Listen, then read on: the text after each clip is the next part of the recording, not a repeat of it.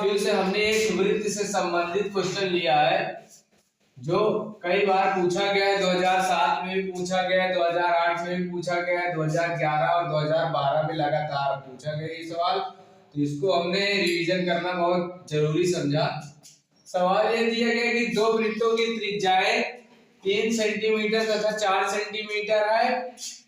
इन वृत्तों की त्रिज्याओं के वृत्तों के क्षेत्रफलों का योग तथा एक अलग वृत्त है जिसके क्षेत्रफल के योग के बराबर है, तब उस वृत्त की त्रिज्या क्या होगी। जो अलग से वृत्त, ये जो हमने अलग से वृत्त बनाया है, हमें इसमें इसकी त्रिज्या ज्ञात करना है। तो हमने मान ली पहले वृत्त की त्रिज्या r1 है 4 सेंटीमीटर, दूसरे वृत्त की त्रिज्या ये हो r2 3 सेंटीमीटर। अब क्या करते हैं, हम पहले वृत्त का क्षेत्रफल ज्ञात करेंगे।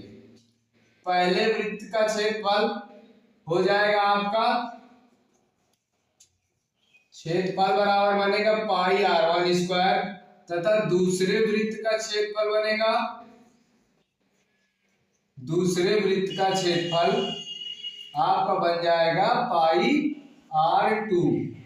क्या बनेगा, पाई r2 स्क्वायर। और जो अलग से है अन्य वृत्त का क्षेत्रफल बनेगा आपका, क्या बनेगा, अन्य वृत्त का क्षेत्रफल बन जाएगा, इसको हम मान लेते हैं पाई कैपिटल R स्क्वायर। क्या मानेंगे, इसकी त्रिज्या को हम कैपिटल R से डिनोट कर दे या स्मॉल r ही रहने दो, तो ये R बन जाएगा। ठीक है। अब अकॉर्डिंग टू सवाल अकॉर्डिंग टू क्वेश्चन जो प्रश्न है वो कह रहा है कि दोनों वृत्तों के क्षेत्रफलों का योग और जो अन्य वृत्त है उसका क्षेत्रफल एक दूसरे के क्या है, बराबर है। तो इन वृत्तों के क्षेत्रफलों को हम क्या कर देते हैं, जोड़ देंगे।